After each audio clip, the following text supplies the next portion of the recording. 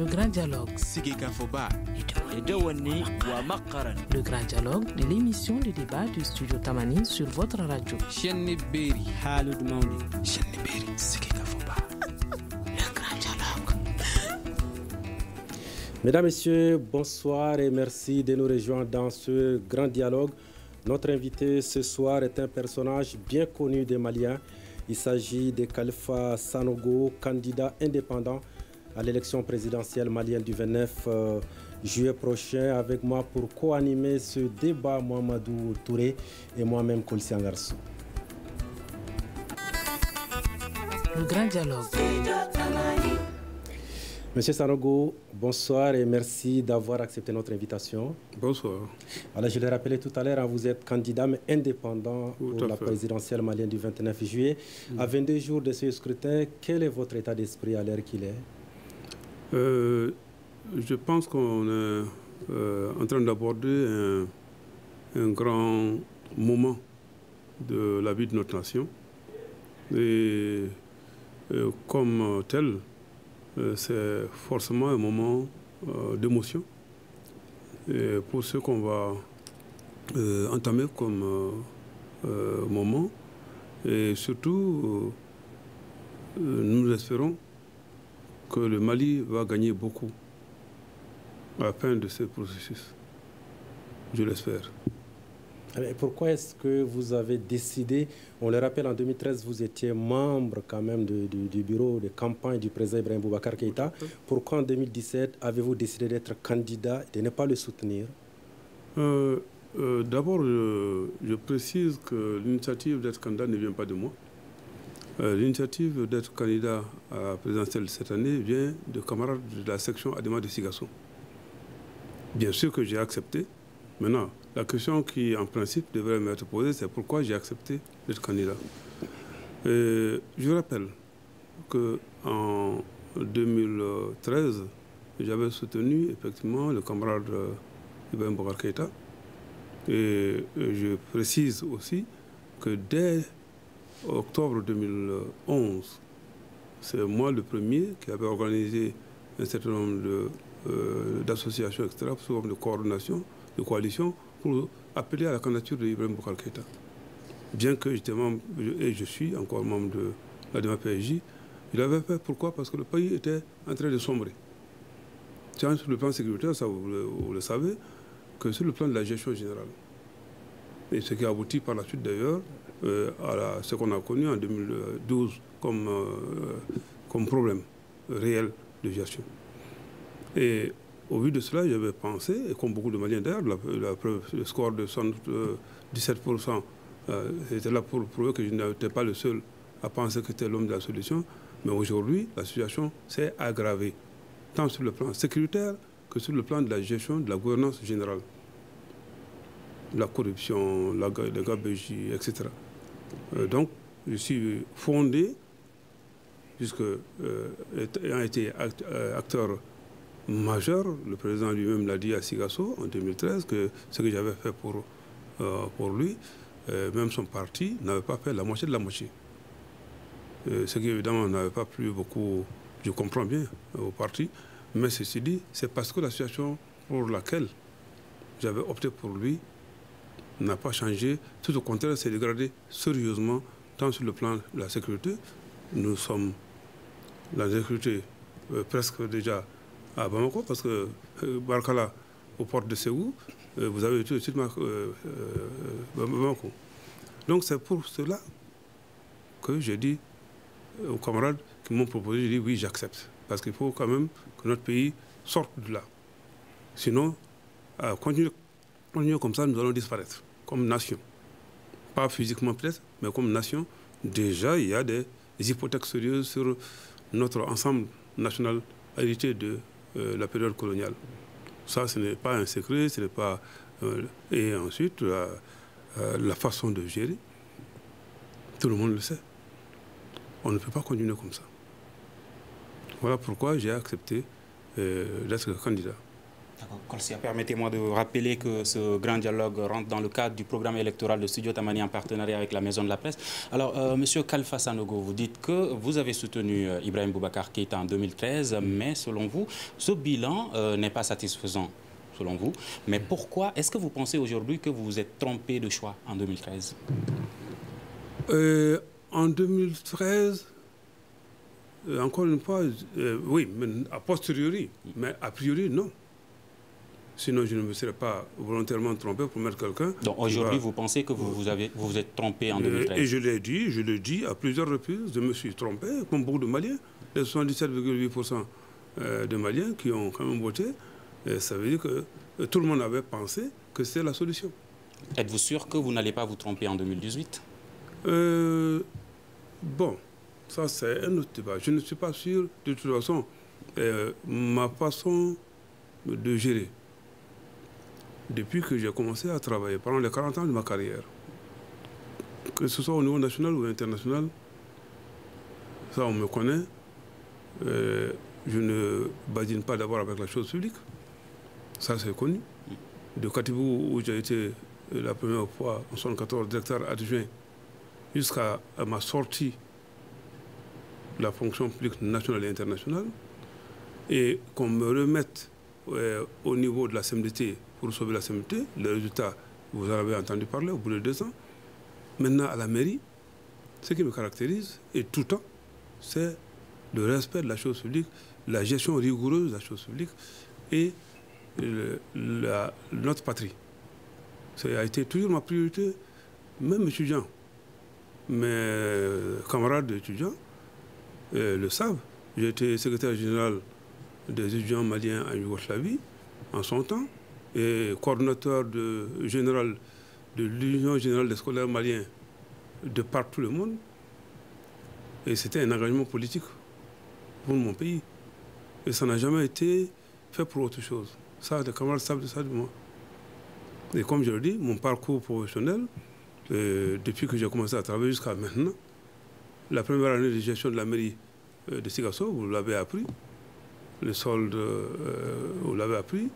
Je n'ai pas besoin de revenir là-dessus, parce que ça fait un peu sur le monde. Donc, je suis convaincu que, effectivement, je ne peux pas être médiocre ou même être anti-national, je dis, le mot n'est pas très fort, à ce point de savoir que notre pays est en déliquescence et ne pas prendre les taureaux par les cornes, à savoir revenir à une gestion sérieuse et rigoureuse.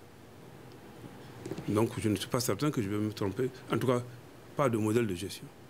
Monsieur Sanogo, vous n'êtes pas un homme politique au départ. Vous êtes élu à la tête de la commune de Sikasso. Est-ce que cette brève expérience de la gestion de la chose politique est-elle suffisante pour prétendre être président de la République? Parce que vous ne me connaissez certainement pas, que vous me découvrez certainement peut-être aujourd'hui ou maintenant, mais lisez mon parcours. Je vous ai dit que depuis étudiant, j'ai été d'abord secrétaire à la presse, ensuite secrétaire politique, ensuite secrétaire général de l'Union des étudiants stagiaires maliens en Yougoslavie. Ensuite, évidemment avec ce que je vous ai dit, secrétaire coordonnateur de l'UGCM, l'Union générale des scolaires maliens. Au moment où, moi j'étais en Yougoslavie, et des personnalités aujourd'hui bien connues étaient ailleurs. Je prends le professeur Ali Diallo, qui était en France à l'époque, et le président actuel lui-même, Boubacar Keïta, il était en France, et je coordonnais l'ensemble des étudiants et scolaires maliens. Et c'était pour, on le disait, pour la construction nationale. Et quand nous sommes rentrés, les partis politiques qu'on a appelés clandestins, j'étais un des animateurs des partis politiques clandestins, le PMRD, le Parti malien pour la révolution et la démocratie, que nous avions créé en son temps avec le professeur Ibrahim Li, le Modou Kassa Traoré, qui est maintenant président de la CMP, et Madlamine Traoré, qui est décédé, etc. Et ça, ce milieu me connaît très bien. Et j'étais aussi, à partir de ce parti-là, nous étions ceux qui ont jeté les bases du FNDP, le Front National Démocratique et Populaire, qui rassemblait plusieurs partis. Et certaines réunions même se sont tenues chez moi, dans les années 86-87. Donc, c'est parce que je ne fais pas... Bon, je ne prends pas le tamani pour dire me voici, me voici. Mais votre dernière expérience, c'est la gestion de la mairie de la commune de Sikasso. Est-ce que vous mesurez les enjeux, la gestion d'une commune et la gestion d'un État? Mais encore une fois, référez-vous à mon parcours professionnel cette fois-ci. En tant que directeur adjoint puis directeur de Kadifou, j'ai formé, d'abord j'ai eu à sillonner tout le pays pour encadrer les étudiants. Mais vous allez voir que de ce parcours-là, à l'école, j'ai formé les grands commis de l'État. Les Bokhari Tireta, Abdoulaye Idrissa Maïga, l'ancien Premier ministre, les Kassoum Deno, etc. Ousmane Agrissa, qui est maintenant ambassadeur du Mali, ce sont mes anciens étudiants. Et ensuite, ensuite, j'étais conseiller technique du ministre Fayana Makone dans les années 80, et j'ai quand même sillonné ce pays de là à l'âge. J'étais directeur de cabinet de ce ministre, ce qu'on appelle maintenant Ségal, donc coordonner l'ensemble du développement agricole du Mali, et il n'y a pas un coin de ce pays que je n'ai pas parcouru, que je n'ai pas, non seulement parcouru, mais là où je n'ai pas posé des actes. Et par la suite, j'étais aux Nations Unies, et vous avez vu, je l'ai fait à l'interne et à l'externe, et je suis allé gérer une des grandes crises européennes. J'ai fait partie de l'équipe de Kouchner en 1999 au Kosovo. Et donc, je dis, la mairie n'est qu'une petite étape pour moi. Quand vous savez comment j'ai géré, parce que beaucoup de gens m'ont vu plus au soleil, comme on dit, à la CMDT. Beaucoup de gens ont pensé que je suis venu tomber comme ça, comme machin à la CMDT. Non, la CMDT, je l'ai supervisé quand un des plus grands directeurs de la CMDT, le docteur Bokar Sadassi, qui était directeur général, c'est moi qui supervisais la CMDT à l'époque, à part du cabinet de Fayana, l'Office du Niger, etc. Donc, il n'y a pas, du point de vue du développement, connaissance même des problèmes de développement de notre pays, il n'y a pas un coin que je n'ai pas fait et pour lequel je ne peux pas dire voici les priorités, voici les réalités. Donc, la mairie, c'est une petite étape pour moi. Vraiment, c'est pourquoi les gens sont étonnés qu'il y ait un résultat de 1 milliard 395 millions, alors que le résultat précédent, c'est les 16 millions de l'équipe sortante. Les gens sont surpris, moi je ne suis pas surpris, je dis c'est normal. C'est normal, donc c'est vraiment une petite... et je précise, c'est parce qu'on est venu me chercher, c'est est venu me chercher pour aller à la mairie. La première mission, j'ai dit vraiment, je pourrais vous indiquer quelqu'un. La deuxième mission est venue pour dire, non, on a dit que c'est toi-même. Je dis, mais ayez confiance en moi, allez dire aux parents, ayez confiance en moi, je vous indique quelqu'un qui peut faire le travail. La troisième mission est venue et c'est le chef de grille de Sikasso, Soumano, qui l'a accompagné. Pour dire où je refuse Sikasso, où je viens. Donc ce n'est pas en quête, moi, de notoriété politique que je suis allé à Sikasso, hein, parce que... Vous êtes un dissident de l'ADEMA et sûrement le 29 juillet, vous serez en face de certains de vos anciens camarades, M. Sanogo. Est-ce que c'est un atout ou un handicap? Bon, le mot dissident, je pense que ce n'est pas très approprié. Je me suis démarqué. Puisque votre parti, quand même, a décidé de soutenir la candidature d'Ibrahim Boubacar Keïta. Si vous étiez là-bas à la salle où, théoriquement, on a décidé, vous alliez savoir. De toute façon, je suis certain que le président Ibrahim Boubacar Keïta ne s'y trompera pas. C'est vrai, ça fait partie... Ça fait beaucoup, quand on dit qu'un parti comme l'ADEMA a rallié, mais il connaît la réalité. Ceux qui ont poussé à la roue et qui ont fait prendre une décision pas très démocratique, parce qu'ils ont refusé le vote. Ils ont refusé le vote. Ça, ceux qui étaient là-bas, de vos collègues, le savent. Donc ils savaient que si se passait au vote, ça ne passerait pas. Parce que l'ADEMA avait déjà, une année auparavant, au cours de la conférence nationale, décidé qu'il y aura un candidat à l'interne.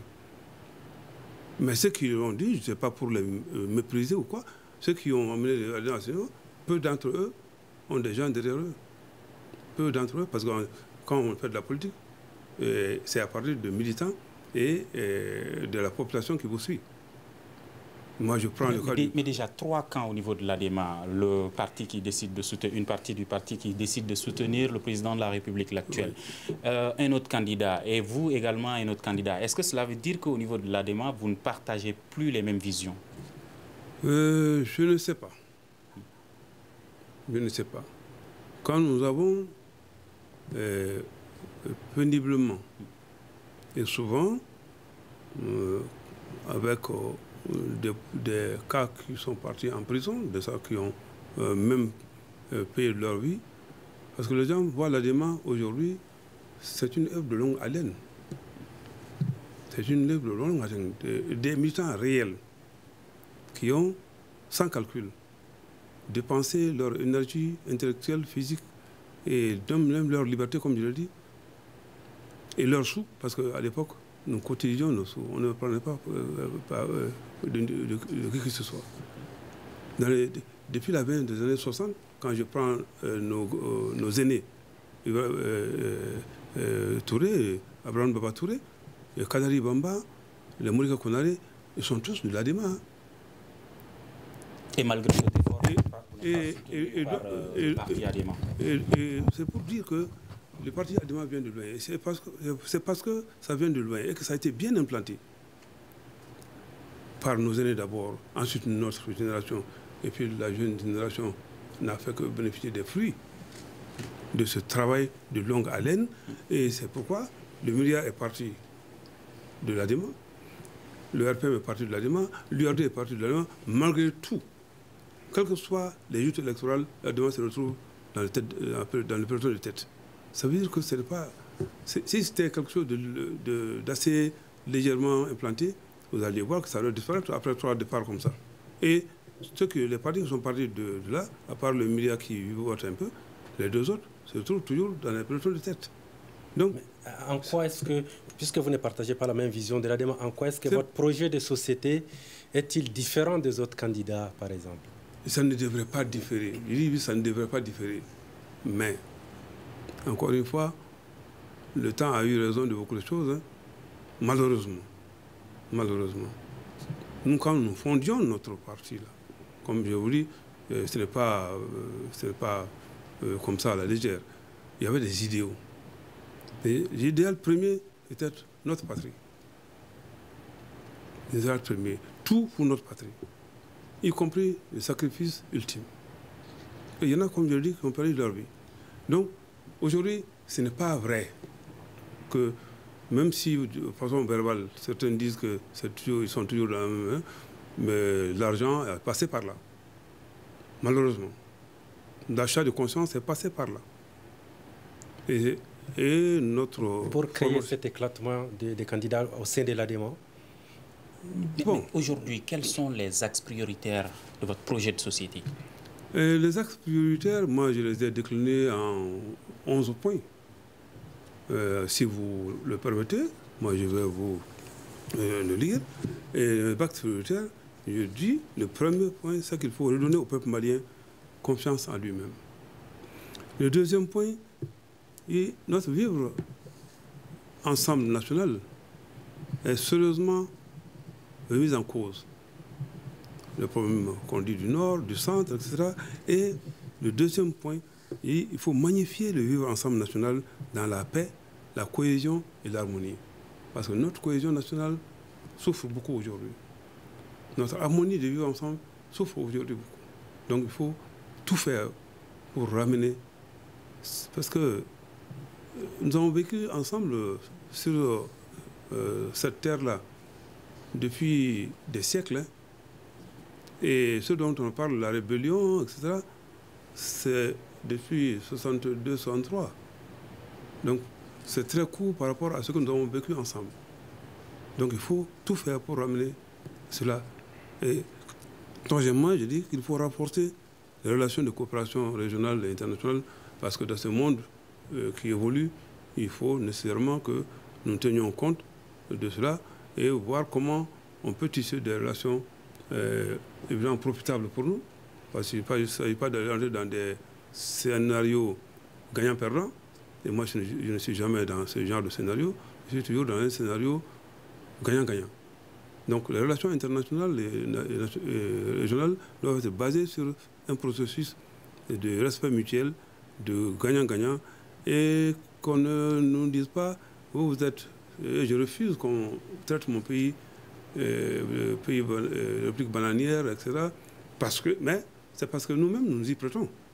Parce que nous-mêmes, nous acceptons souvent des comportements ou des choses qui, effectivement, nous réduisent à des républiques de seconde main.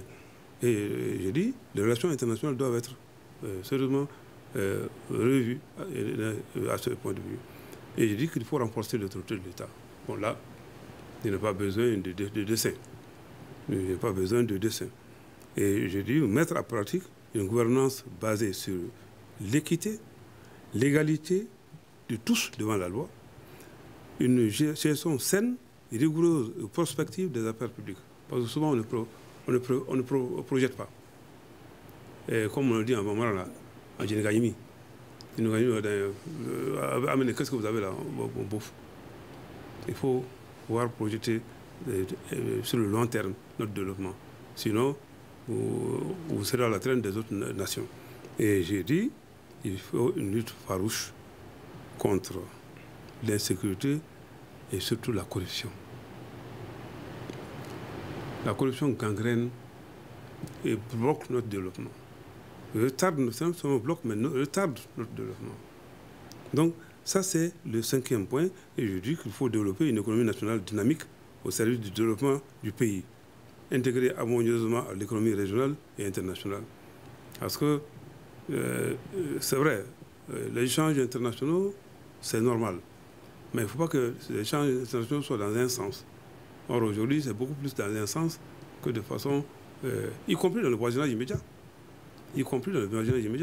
Donc, il faut que nous reprenions les choses en main pour que nous puissions être aussi visibles sur le plan international en matière d'échange et pour renforcer notre base économique. Et je disais, tout ceci ne peut pas se faire sans une école sérieuse. Et donc, je disais, consacrer une école dédiée à l'épanouissement moral, psychique, intellectuel de la jeunesse et à la construction nationale. Tout ceci doit participer à la construction nationale. Et ensuite, magnifier une jeunesse confiante, déterminée et battante. Parce qu'il faut que, quand on dit, on n'a pas d'emploi, il faut nous créer l'emploi, il faut que la jeunesse puisse être battante. Il faut qu'on lui donne confiance en lui-même, mais il faut aussi que, en elle-même, mais il faut aussi qu'elle se batte, qu'elle soit battante. Parce que quand je vois les jeunes s'asseoir autour de tasses de thé, par-ci par-là, tout le temps, d'aller demander ici, c'est pas bon signe. Il appartient aux politiques de créer un environnement favorable à la création d'emplois. Bien sûr. Et c'est ce que je dis. Il faut créer et développer une économie nationale dynamique au service du développement du pays. Expliquez concrètement, que voulez-vous dire par là? Parce qu'il faut que la jeunesse ait confiance en elle-même. Comment allez-vous faire pour que la jeunesse ait confiance en elle-même? Et il faut rassurer la jeunesse qu'il n'y a pas de saut métier. C'est vrai, notre système de formation aujourd'hui, universitaire... Donc vous êtes en train de dire qu'il y a des emplois, mais la jeunesse est en train de refuser de travailler, puisque vous demandez à la jeunesse... Pas tout à fait, mais à peu près. C'est-à-dire? Parce que ce n'est pas parce que vous avez eu un diplôme à l'université de socio-anthropologie et que chaque année vous attendez la fonction publique qui n'est pas de raison, qui a des capacités limitées, que vous allez attendre l'année prochaine pour refaire le machin, charger de machin. Allez-y faire toutes sortes d'emplois. Parce que les emplois, ce n'est pas parce que vous avez tel diplôme que vous devez faire ces emplois. Donc vous pouvez aller faire n'importe quel emploi. Mais si vous refusez en disant que vous avez fait machin, vous êtes col blanc, vous n'allez pas vous en sortir. Allez-y, vous gagnez 30 000 francs par mois en attendant d'avoir un job qui peut vous fournir 100 000 francs par mois. C'est pourquoi je dis... Tout cela est beau, M. Sanogo. Est-ce que vous avez les moyens de vos ambitions? Par exemple, quand vous parlez de certaines difficultés de la jeunesse, il y a le clientélisme à la fonction publique, il y a la corruption qui handicape la jeunesse. J'allais... Parce que il y a un questionnaire qui est destiné à la fin, là. Les 3 premières décisions à prendre. Moi, je vais en venir après. Non, non, je dis je vais en venir. Parce que moi, personnellement, et partout où j'ai passé, ça c'est vérifiable, j'ai toujours été contre le clientélisme. Et j'ai toujours prôné l'excellence. Poser la question à mes illustres étudiants dont j'ai parlé, quel était mon comportement vis-à-vis de ceux qui voulaient tricher pour le concours des examens ou des compositions, ou ceux qui n'étaient pas très travailleurs. Donc depuis. Et à la mairie, aujourd'hui, c'est pareil. Si on parle de résultats, c'est pareil. Donc, il n'y a pas de corruption à Sikasso, les jeunes ont de l'emploi. Attention. Dire qu'il n'y a pas de corruption, je ne peux pas garantir. Mais qu'il y a très peu de corruption, ça je le sais. Parce que la façon dont les choses se passent, je veille à ce que, bon, c'est vrai que quelque part, les dossiers techniques qui passent, moi-même étant ingénieur de formation, il y a des choses que je vois vite. Hein. Donc, la corruption est un mal, c'est vrai, mais c'est surtout cette histoire de clientélisme-là. Il faut faire en sorte que le travail, la place que vous occupez, que ce soit une place méritée par rapport aux valeurs intrinsèques, et non pas parce que vous êtes le frère, le cousin, le machin de X ou Y. Et ça, il faut pouvoir rassurer d'abord les cadres en fonction. Les cadres en fonction, il faut pouvoir leur dire, vous ne bougez pas de votre place tant que vous n'avez pas commis une faute professionnelle grave. Parce que la coutume est que quand on change de gouvernement, tous les cadres se mettent à trembler un peu. En tout cas, on n'est plus assuré. Il faut en finir. Il faut éviter que les cadres, au gré des changements ministériels, les cadres, on commence à les valser. Et moi, je dis, c'est connu, partout où je suis venu, que ce soit à la CMT ou à la mairie, je n'ai pas changé les gens de leur place. Mais j'ai exigé qu'ils soient performants. Maintenant, celui qui commet une faute professionnelle grave, là, mais il faut rassurer les cadres, vous ne bougerez pas de votre place, quel que soit le ministre, tant que vous êtes performant à votre poste. Et comme ça, il est à même de fournir le plein de lui-même en tant que contribution au développement du service où il se trouve. Mais s'il n'est pas sûr que demain ou après-demain, il sera à la même place parce qu'il y aura un nouveau ministre, eh bien, il va forcément commencer à s'organiser pour ça. Il y en a qui vont s'occuper des petits sous qui sont là-bas, il y en a qui vont s'occuper de faire ceci, cela, mais tout sauf se concentrer au travail pour lequel il est là. Parce qu'il n'est pas sûr du lendemain. Donc, moi, je dis, je veux rassurer les travailleurs, ou à quelque poste qu'ils soient, qui ne pourront pas bouger comme ça au gré de l'humeur de nouveaux venus ou de partout. C'est en gros, la situation sécuritaire est préoccupante au Mali. Si vous étiez élu président, quelles seraient les solutions pour éradiquer ces phénomènes? D'abord, la crise sécuritaire a plusieurs dimensions, ça vous le savez. C'était parti d'abord de la crise identitaire, ou en tout cas, on a dit que c'était des problèmes de développement qui avaient fait que ceux qui sont les premiers à s'armer se sont armés contre le pouvoir central. Et ensuite, c'est invité au débat, c'est ce qu'on appelle les djihadistes. Et d'autres groupes qui sont invités au débat. Moi, je dis qu'il faut commencer par ceux qui, en premier, ont pris les armes en disant que c'est un problème de développement. Je ne dirais pas que c'était un faux prétexte, mais ce n'était pas un prétexte suffisant pour prendre des armes. À l'époque, j'avais écrit que, c'était en 92, 91-92, que le problème du développement au nord se posait exactement dans les mêmes termes que dans le Sahel occidental, à savoir le nord de la région de Caille. Bon, mais ceci dit, vous vous rappelez qu'il y a eu, nous sommes déjà au 3e accord Il y a eu l'accord de Tamaracet. Il y a eu le premier accord d'Alger. Ensuite, le second, on a dit, issu du processus d'Alger. Alors, pourquoi malgré tout ça, ça continue? Il faut se poser la question, est-ce que c'est des bons accords? Est-ce qu'on a analysé profondément les causes de cette situation-là? Parce que tant que vous n'avez pas analysé profondément les causes, et souvent, nous, on se gêne. Et c'est notre... Et nous parlons dans les moussalaka, comme on le dit, et on ne veut pas se dire certaines vérités. Et tant que on ne se dit pas toutes les vérités, il va être difficile de trouver les bonnes solutions. Et on va toujours revenir à 5e, 4e, 5e, etc. Donc moi je dis, il faut d'abord avec tous ces acteurs s'asseoir pour revisiter. Je dis bien revisiter. Maintenant, qu'on se dise, est-ce que ça c'est possible d'être appliqué? Ce qu'on a décidé, on a signé, on s'est engagé, c'est vrai. Mais est-ce que c'est possible ou ce n'est pas possible? Ce qui est possible, on s'entend ensemble, on le fait immédiatement. Ce qui est possible à moyen terme, on le dit, mais ce qui n'est pas possible, il ne faut pas avoir honte ni peur de le dire. On est des parents. J'ai précisé tout à l'heure que cette situation-là a commencé il y a peut-être 50 ans, mais avant ça, là, on a vécu des centaines d'années ensemble, des siècles ensemble. Donc, il faut chercher les causes réelles. Parce que si on te trompe de cause, évidemment, on te trompe de solution. Et on aura toujours à recommencer. Et moi, je dis, je suis partant pour qu'on revisite sérieusement et entre frères. Entre frères et sœurs, on revisite ces causes-là. Et puis on voit comment on fait pour en sortir. Bien sûr, dans une situation, il y en a qui tirent bénéfice, qui ne voudraient pas que ça change.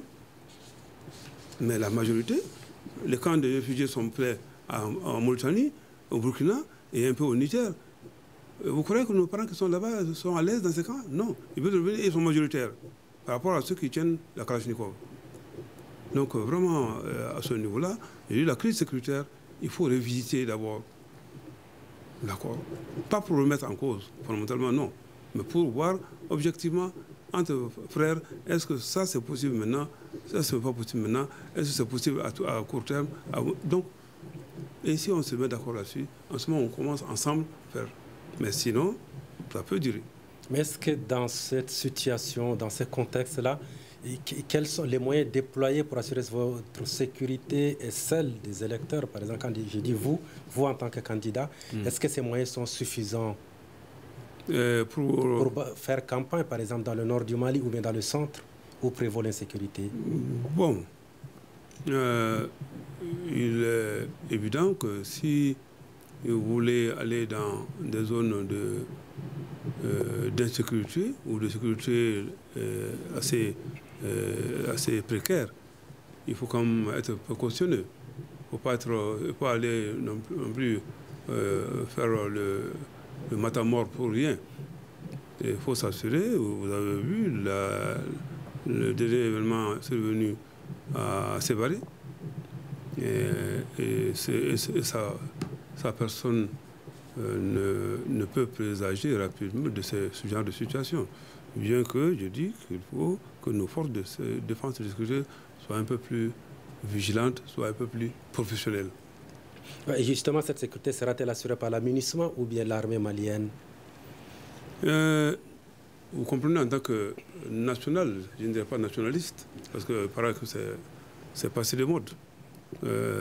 Bien que je ne pense pas que ce soit passé de mode. Et moi, je préférerais, en toute sincérité, être géré par les forces armées nationales. C'est mon propre territoire. C'est assuré par des forces... Est-ce que vous serez à Kidal? Comment? Est-ce que vous serez à Kidal? Je ne sais pas d'abord. C'est la campagne. Je ne sais pas d'abord. Est-ce que vous serez au centre du pays, à Mopti? Au centre du pays, il n'y a pas de problème. Mais à Kidal, c'est pas sûr.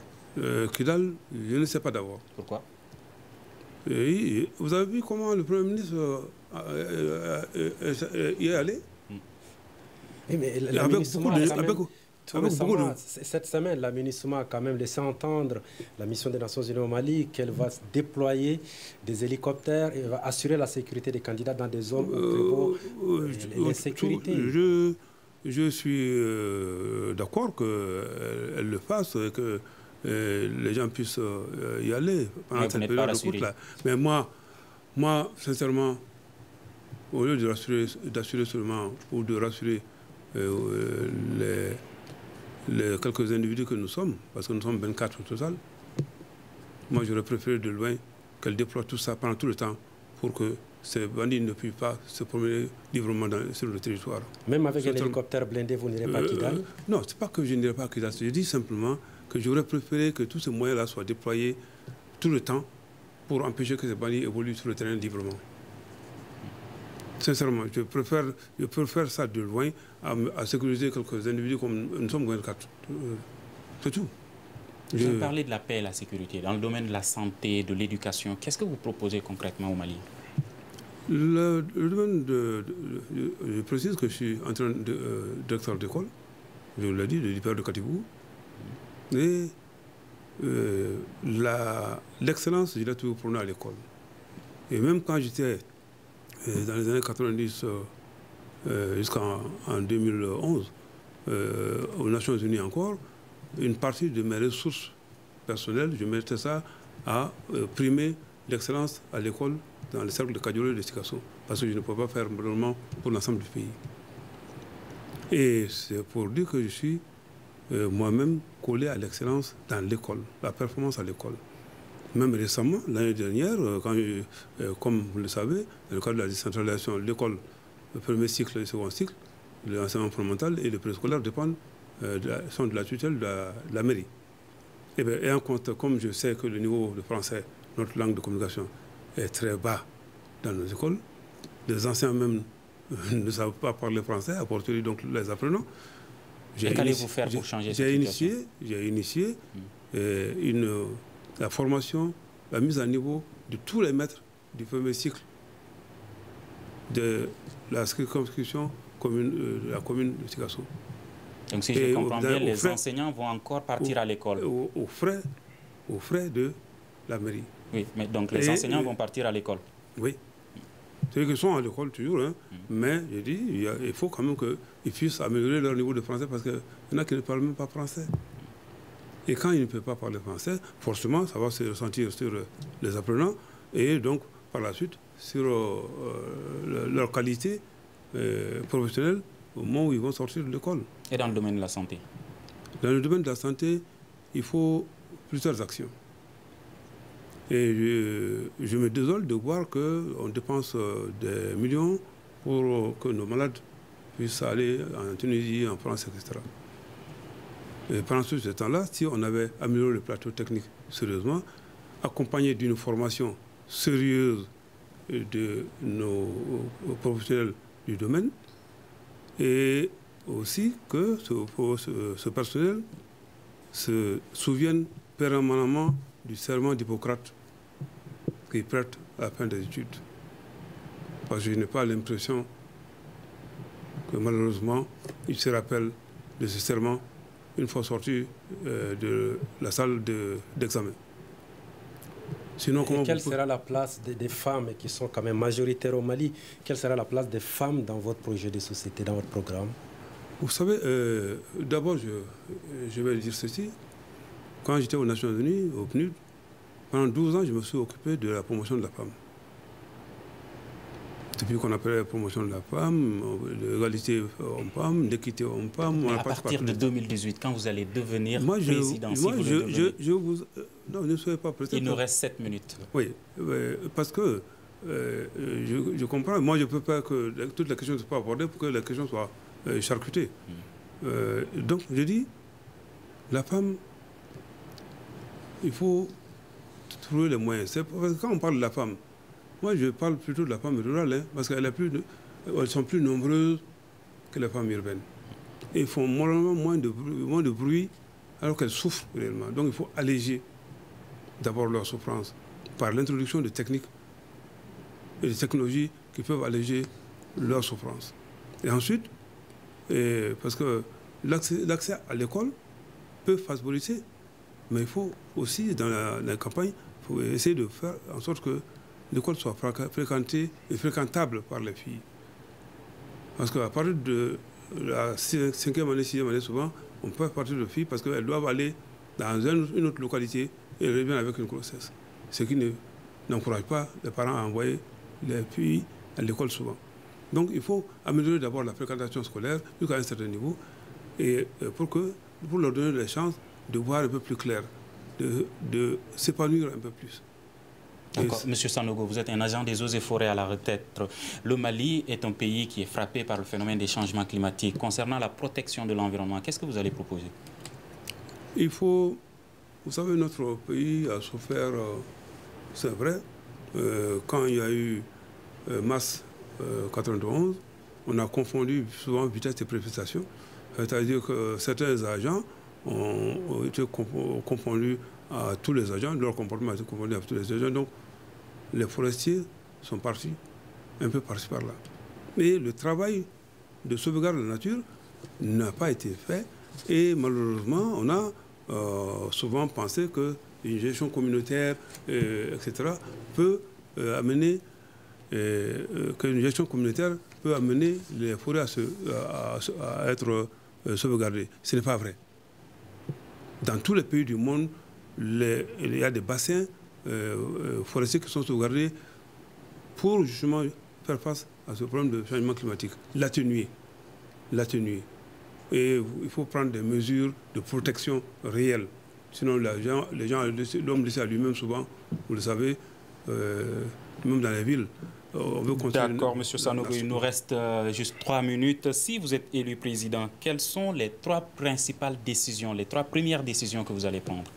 Bon, je vous le disais, hein, je veux d'abord rassurer les cadres à leur poste. Nul ne sera victime parce qu'il n'appartient pas à telle formation politique. Nul ne sera victime parce qu'il n'est pas le frère ou la sœur de X ou d'Y. Il faut rassurer les cadres que c'est leur valeur intrinsèque. Et cette décision va être prise parce que je ne permettrai pas à un ministre quelconque de changer immédiatement venu les cadres comme ça. Ça, c'est la première des décisions. Et ça ne demande pas de l'argent, ça demande simplement des décisions à écrire. La deuxième décision, c'est rassurer aussi les opérateurs économiques. Parce que les opérateurs économiques, tout comme les cadres, souvent on se dit, bon, parce que je n'ai pas d'attache par-ci, je n'ai pas d'attache par-là, donc je n'ai pas droit au marché, je n'ai pas droit aux opportunités, parce que je ne suis pas, etc., etc. Donc ça aussi, il faut rassurer les gens. Et en gérant le circuit de passation de marché, etc., pour être sûr que ce n'est pas donné comme ça. Troisième, évidemment, quand je dis les opérateurs économiques, c'est aussi ceux qui viennent des étrangers, qui veulent investir chez nous, mais souvent bloqués par des choses qui ne sont même pas souvent officielles. Alors, la troisième décision, qui va prendre dans la durée un peu de temps, c'est ce que j'ai dit, il faut revisiter l'accord. Pas remettre en cause, non. Revisiter ensemble pour voir ce qui est faisable, ce qui n'est pas faisable, et qu'on se dit clairement la vérité et qu'on marche sur la vérité. Moi, je suis quelqu'un qui n'a pas la langue de bois. Monsieur Sanogo, est-ce que vous pensez que vous allez bénéficier d'un traitement équitable, par exemple, dans les médias publics au Mali, quand on sait quand même que les médias publics sont presque acquis à la cause du parti au pouvoir? Bon, est-ce que j'ai besoin de répondre à ça? Parce que vous le savez, pendant des longs mois, le président de la République, au motif d'aller éviter ceci, cela, est en campagne. Mais pourquoi vous, candidats, vous n'avez pas protesté contre cette façon de faire? Les deux marches-là, vous avez la première a été violemment réprimée, la deuxième, c'était pourquoi? Oui, c'était libérer l'ORTM. Moi, c'est libérer l'ORTM, parce que l'ORTM était bloqué. Il y a quelques jours qu'on a vu timidement des choses, mais auparavant, l'ORTM était bloqué. Mais en acceptant d'aller à cette présidentielle, est-ce que vous ne cautionnez pas ce qui se passe au niveau d'accès aux médias, par exemple? Non, tout au contraire. Si on va à cette présidentielle, si ça marche normalement, et je ne vois pas de raison pour que ça ne marche pas, on va desserrer le taux. Moi, je suis démocrate. Hein. Dans l'âme et ça, comme je le dis, nous avons combattu pour la démocratie. Et réellement, je ne parle pas de nouveaux venus, mais nous avons réellement combattu pour la démocratie. Monsieur Sanogo, il nous reste 1 minute, vous avez 30 secondes pour répondre à une dernière question. Quel est le dernier message que vous voudrez bien adresser aux électeurs et au peuple malien en cette période électorale? Il faut que nous nous ressaisissions tous. Notre pays est en train d'aller en lambeaux. Et il faut que tous ensemble, nous nous regroupions pour sauver la patrie en danger. C'est ce que je peux dire. La patrie est en danger. Monsieur Sanogo, merci d'avoir accepté notre invitation. Merci bien.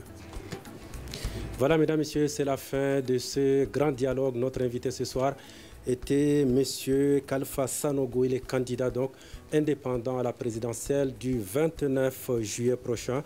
Donc ce programme est un programme électoral du studio Tamani en partenariat avec la Maison de la Presse, et nous aurons tous les candidats sur ce plateau tout au long de cette période de campagne électorale.